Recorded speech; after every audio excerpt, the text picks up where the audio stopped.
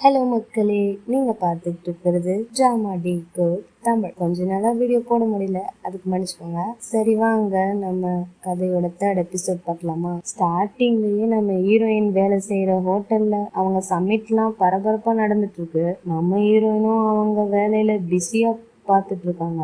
நம்ம ஹீரோவும் அவங்க ஜூனியர் டாக்டர் பொண்ணுகிட்ட ஒரு பேஷண்ட்டை பற்றி எக்ஸ்பிளைன் பண்ணிட்டு இருக்காரு. அவங்க கண்டிஷன் இப்போ எப்படி இருக்குன்னு. நம்ம ஹீரோவும் அவர் வேலையை தான் பார்க்குறாரு. ஆனால் அந்த பொண்ணுக்கு நம்ம ஹீரோ பிடிச்சிருக்குன்னு நினைக்கிறேன். ஏன்னா நம்ம ஹீரோ ஒரு மாதிரி பார்த்துட்டு இருக்கா. அப்படியே வெளியே வந்தா இந்த டாக்டர் லீவ் பையன் நின்றுட்டு இருக்கானா. என்னடான்னு கேட்டா அவன் அந்த பொண்ணு தான் பார்க்க வந்தன்ற மாதிரி இப்படி கண்ணை காட்டுறான். இவரும் சரிடா நடத்துன்னு அவரும் போயிடுறாரு. அப்புறம் அவனும் அந்த பொண்ணு கிட்ட போய் இன்னைக்கு நம்ம மூவி பார்க்க போலாமான்னு கேக்குறான். ஆனா அவ அப்பவும் ஹீரோவும் மூவிக்கு வருவானான்ற மாதிரி பார்க்க இவனும் அவரு பிஸியா இருக்காரு, அவரு வரமாட்டாருன்னு சொல்றான். அப்ப நம்ம ஹீரோயின் வேலை செய்யற இடத்தோட சம்மிட் நடக்கிறதெல்லாம் டிவில ஓடிட்டு இருக்கு. அதை நம்ம ஹீரோவும் பாக்குறாரு. அதுல நம்ம ஹீரோயினும் பின்னாடி கஷ்டப்பட்டுட்டு இருக்கிறதையும் பாக்குறாரு. அப்புறம் அவங்க ஆபீஸோட ஹெட்டும் ஏதோ சொல்றதுக்காக நம்ம ஹீரோயினை கூப்பிட, ஆனா நம்ம ஹீரோயின் பிரேக்கப் ஆன சோகத்துல உட்கார்ந்துட்டு இருக்காங்களா. அவர் திரும்பவும் கூப்பிடுவோம்னா அவங்க கான்சியஸ்கே வந்து பேசுறாங்க. அத நம்ம ஹீரோயினோட ஃப்ரெண்ட்ஸுமே ஹீரோயின் இப்படி இருக்கிறத நோட் பண்றாங்க. அப்புறம் மீட்டிங் முடிஞ்சு வெளியே வந்து நிக்க அவங்க ஃப்ரெண்ட்ஸும் அங்க வராங்க. உங்களுக்கு என்னன்னு தெரிஞ்சிருக்கும்ல, நீ வேணா கொஞ்சம் லீவ் எடுத்துக்கோ. இல்ல வேணாம், இன்னைக்கு சாட்டர்டே இல்ல, நீ வேணும்னா செக்கப்க்கு போயிட்டு வாயேன். நான் அதே மறந்துட்டேன், விடுங்க, நான் அப்புறமா செக்கப்க்கு போய்க்கிறேன். கட் பண்ணா நம்ம ஹீரோயினும் அவன் பாய் ஃப்ரெண்ட் ஏதாவது ரிப்ளை பண்ணிருக்கானு போனை பார்த்துட்டு இருக்காங்க. ஆனா அதுல எந்த மெசேஜும் வரல. அப்புறம் நம்ம ஹீரோயினும் ஹீரோ சொன்னதெல்லாம் நினைச்சு பார்த்துட்டு மோட்டிவேட் ஆகி அவரு கொடுத்த அந்த பவுச்சை ஸ்மெல் பண்ணிட்டு இருக்காங்க. இந்த பக்கம் நம்ம ஹீரோவும் ஏன் அவ இன்னும் செக்கப்க்கு வரலன்னு பார்த்துட்டு இருக்காரு.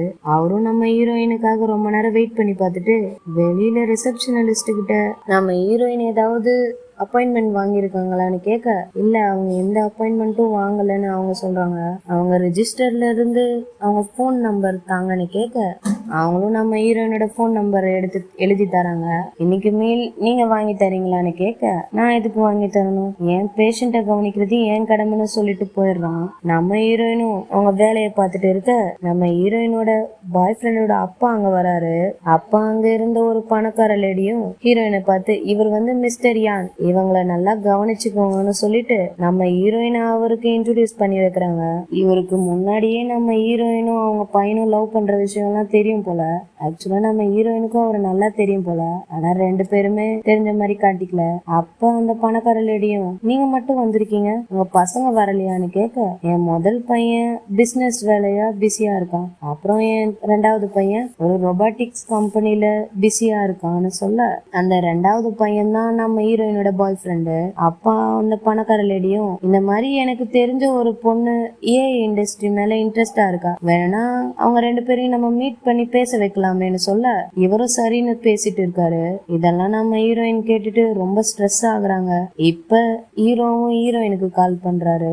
நீங்க இன்னைக்கு செக்கப் வரீங்களான்னு கேட்க, இல்ல என்னால இன்னைக்கு வர முடியாது, எனக்கு நிறைய வேலை இருக்குன்னு சொல்ல நம்ம ஹீரோவும் கொஞ்சம் சேட் ஆயிடுறாரு. அப்புறம் அவரும் நீங்க நெக்ஸ்ட் வீக் வருவீங்களான்னு கேட்க, நான் கண்டிப்பா அடுத்த வாரம் செக்கப்க்கு வரேன்னு சொல்றாங்க. நீங்க இப்போ எப்படி ஃபீல் பண்றீங்க, இருந்த பிரச்சனை எல்லாம் இப்ப சரியா இருக்கான்னு கேட்க, இப்பெல்லாம் முன்னாடி விட நல்லாவே தூங்குறேன்னு சொல்றாங்க.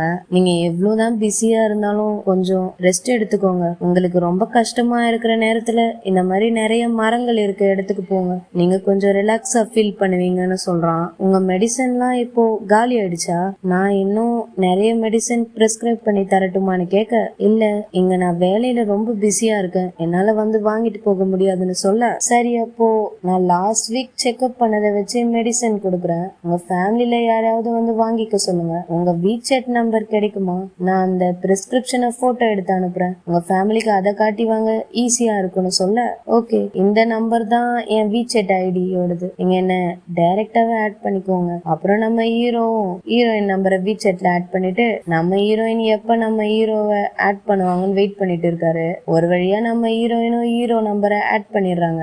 அப்புறம் நம்ம ஹீரோவும் அந்த பிரிஸ்கிரிப்ஷனை போட்டோ எடுத்து அனுப்பிட்டு ஏதோ மெசேஜ் பண்ணலான்னு வராரு. ஆனா அதுக்குள்ள நம்ம ஹீரோயின் ஆன்லைன்ல விட்டு வெளியே போயிடுறாங்களா. நம்ம ஹீரோக்கு கொஞ்சம் டிசப்பாயிண்ட் ஆயிடுது. அப்புறம் அவரும் அந்த பிரிஸ்கிரிப்ஷனை மெடிக்கல் ஷாப்ல கொடுத்துட்டு பேஷண்டோட ஃபேமிலி நம்பர் வந்து வாங்கிப்பாங்கன்னு சொல்லிட்டு கூட இன்னொரு மெடிசனும் சேர்த்து கொடுக்க சொல்றாரு. கட் பண்ணா நம்ம ஹீரோயினும் அதை எடுத்து வச்சுதான் பாத்துட்டு இருக்காங்க. அந்த மெடிசனை பத்தி நம்ம ஹீரோயினுக்கு மெசேஜ் பண்ணிருக்காரு. நம்ம ஹீரோயினும் அதை தண்ணியில போட்டு குடிக்கலாமா வேணாமான்னு பாத்துட்டு இருக்க ஹீரோயின் அப்பவும் அந்த பழைய மெடிசனையும் குடின்னு கையில கொடுத்துட்டு போறாரு. ஹீரோயினும் தயங்கிக்கிட்டே அதை குடிக்க அது முன்னாடி மெடிசன் மாதிரி கசக்கலாம் இல்ல போல. நம்ம ஹீரோயினும் அதை தொடர்ந்து ஃபாலோ பண்றாங்க. கட் பண்ணா நம்ம ஹீரோவும் தாத்தாவும் கூட இந்த மெடிசனை தான் குடிச்சிட்டு இருக்காங்க. அப்புறம் தாத்தாவும் ஹீரோயின் இந்த வாரம் செக்அப்க்கு வந்தாலான்னு கேட்க இல்லன்னு சொல்றான். நீ ஏற்கனவே அவளை வாரத்துக்கு ஒரு முறை தான் நீ பார்க்க முடியுது, இந்த தடவை அது மிஸ் ஆயிடுச்சு. இதே மாதிரி அவ ட்ரீட்மெண்ட்டுக்கு வராம போயிட்டானா என்ன பண்றதுன்னு கேட்க இல்ல அவ நெக்ஸ்ட் வீக் வரான்னு சொன்னான். உனக்கு எப்படிடா அது தெரியும்? நான் அவளுக்கு கால் பண்ணி கேட்டேன். உனக்கு எப்படிடா அவ நம்பர் கிடைச்சிச்சு? நான் அந்த கிளினிக் ரெஜிஸ்ட்ரேஷன் ஃபார்ம்ல இருந்து வாங்கினேன்னு சொல்ல நீ அவளை செக் பண்ணி பாத்தியாடா? அவளுக்கு ஏற்கனவே பாய் ஃப்ரெண்ட் இருக்கு தாத்தா. அவரும் கொஞ்சம் ஃபீல் பண்ணிட்டு அப்படின்னா நீ இனிமே அவ மேல எந்த ஃபீலிங்ஸையும் வளர்த்துக்காதடா. ஆஸ் அ டாக்டரா நமக்கு ஒரு நல்ல பேர் இருக்கு, அதை கெடுக்கிற மாதிரி பண்ணிடாதுன்னு சொல்ல எனக்கு தெரியும் தாத்தா, அதை நான் பாத்துக்கிறேன். கட் பண்ணா அடுத்த நாள் சம்மிட்ட தான் காட்டுறாங்க. அப்ப அந்த பாய் ஃப்ரெண்டோட அப்பாவும் ஹீரோயினை பார்க்கிங் லாட்டுக்கு என் கூட வரீங்களான்னு கேட்க அப்பா அவங்க ஃப்ரெண்டு ஃபேங்கு பையனும் தடுக்க பாக்குறான். ஆனா அவனுக்கு வேற வேலையை கொடுத்துட்டு அவர் ஹீரோயின் கிட்ட பேச போயிடுறாரு. அப்பா அவரும் ஹீரோயின் கிட்ட பேசிட்டு இருக்க நம்ம ஹீரோயினும் அவன் எப்ப சைனா திரும்பி வருவான் அங்கிள்னு கேட்க ஏன்னா நம்ம ஹீரோயின் அவன் அப்ராட்ல இருக்கிறதா நினைச்சிட்டு இருப்பாங்க. அப்பா அவரும் அவன் அப்ராட்ல எல்லாம் இல்லம்மா வீட்டுலதான் இருக்கான்னு சொல்லிட்டு போயிடுறாரு. நம்ம ஹீரோயினுக்குன்னா அதை கேட்டு ரொம்ப கஷ்டமாயிடுது. ஏன்னா அவன் வெளிநாட்டுல இருக்கிறதாலதான் இருக்க மாட்டான், மெசேஜ்க்கு ரிப்ளை பண்ண மாட்டான்னு நினைச்சா இங்கே இருந்து நம்மள ஏமாத்துறான்னு சொல்லிட்டு பயங்கரமா அலறாங்க. அப்படியே அவங்க ஃபர்ஸ்ட் எப்படி மீட் பண்ணாங்கன்றதெல்லாம் நினைச்சு பார்த்துட்டு ரொம்பவே கஷ்டப்படுறாங்க.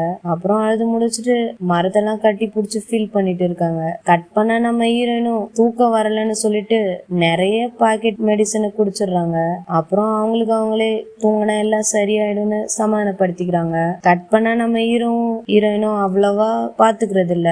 ஏன்னா நம்ம ஹீரோயினுக்கு பாய் ஃப்ரெண்ட் இருக்கிறதுனால டிஸ்டன்ஸ் கீப் அப் பண்ணிக்கிறாரு. கட் பண்ண நம்ம ஹீரோயினும் அவங்க பாய் ஃப்ரெண்டோட எடுத்த போட்டோ எல்லாம் எடுத்து ஒரு பாக்ஸ்ல வச்சிட்டு இருக்காங்க. அப்ப ஃப்ரெண்டுக்காரியும் கால் பண்ண இப்ப என்னடி பண்றேன்னு கேட்க எனக்கும் அவனுக்கும் இப்பதான் பிரேக்கப் ஆயிடுச்சு.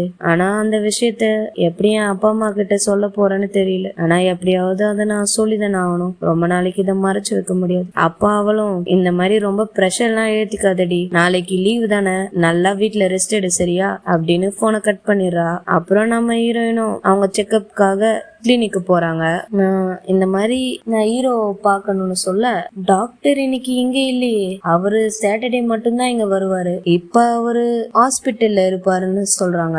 கட் பண்ணா நம்ம ஹீரோவை தான் காட்டுறாங்க. அவர் இப்போ அந்த ஹாஸ்பிட்டல்ல தான் இருக்காரு.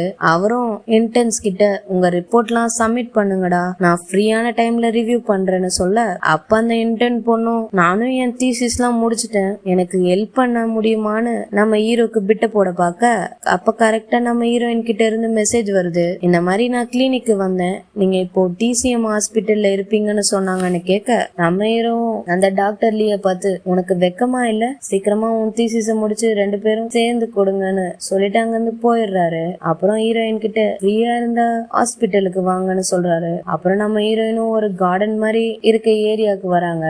நம்ம ஹீரோவும் அங்க வராரு. பார்த்தா நம்ம ஹீரோ தான் அவளை இங்க வர சொல்லிருப்பான் போல. அப்ப அவரும் ஹீரோயினை கூப்பிட இவங்க ஹீரோவை ஒரு மாதிரி பாக்குறா. அப்புறம் அவளால ஹீரோவை ஃபேஸ் பண்ண முடியல. ஹீரோயினும் நீங்க இந்த மாதிரி எனக்கு ஸ்பெஷல் ட்ரீட்மெண்ட் எல்லாம் கொடுக்க எந்த அவசியமும் இல்ல, நான் எப்பவும் போல கிளினிக்லயே வந்து பாத்துக்கிறேன்னு சொல்ல நான் உங்களுக்கு ஸ்பெஷல் ட்ரீட்மெண்ட் எல்லாம் ஒண்ணும் கொடுக்கல, நான் டிசிஎம் டிபார்ட்மெண்ட் இல்ல, அதனால அவுட் பேஷண்ட் மாதிரி எல்லாம் என்ன வந்து பார்க்க முடியாதுன்னு சொல்ல நீங்க அப்போ டிசிஎம் டாக்டர் இல்லையா? நான் டிசிஎம் டாக்டர் தான், ஆனா நான் அனாலஜி டிபார்ட்மெண்ட். என்கிட்ட அப்பாயின்மெண்ட் வர எல்லாருமே கேன்சர் பேஷண்டா தான் இருப்பாங்க. அந்த அட்மாஸ்பியர் உங்களுக்கு பயமா இருக்குமேனு தான் நான் உங்களை இங்க வர சொன்னேன்னு சொல்ல, நான் தான் இந்த வாரத்துக்கான மெடிசன் எல்லாம் எழுதி கொடுத்தனே, அப்புறம் எதுக்காக திடீர்னு இன்னைக்கு வந்தீங்கன்னு கேட்க, நான் எல்லாத்தையுமே காலி பண்ணிட்டேன். என்ன வெறும் 4 நாள்ல அவ்வளோத்தையும் காலி பண்ணிட்டீங்களா? என்னால தூங்க முடியலையா, அதான் நிறைய குடிச்சிட்டேன். இது ஹெர்பல் மெடிசனாவே இருந்தாலும் அளவுக்கு மீறி குடிக்க கூடாது சொல்லிட்டு நம்ம ஹீரோயினோட பல்ஸ் செக் பண்றாரு. நம்ம ஹீரோ என்னவோ செக்அப் தான் பண்ணிட்டு இருக்காரு, ஆனா நம்ம ஹீரோயின் தான் அவனையே சைட் அடிச்சிட்டு இருக்காரு. அப்புறம் அவரு ஹீரோயினுக்கு நிறைய அட்வைஸ் எல்லாம் கொடுத்துட்டு பிரிஸ்கிரிப்ஷன் எழுதி கொடுக்கறாரு. அப்புறம் அவங்களும் தேங்க்யூ, நான் உங்களை அடுத்த வாரம் மீட் பண்றேன்னு சொல்லிட்டு அங்க இருந்து போயிடுறாங்க. இதோட தான் இந்த எபிசோட் முடியுது. இந்த வீடியோ உங்களுக்கு பிடிச்சிருந்தா மறக்காம லைக் பண்ணுங்க, ஷேர் பண்ணுங்க, கமெண்ட் பண்ணுங்க, மறக்காம சப்ஸ்கிரைப் பண்ணிக்கோங்க மக்களே. நான் உங்களை அடுத்த வீடியோல சந்திக்கிறேன். அது வரைக்கும் பை பாய்.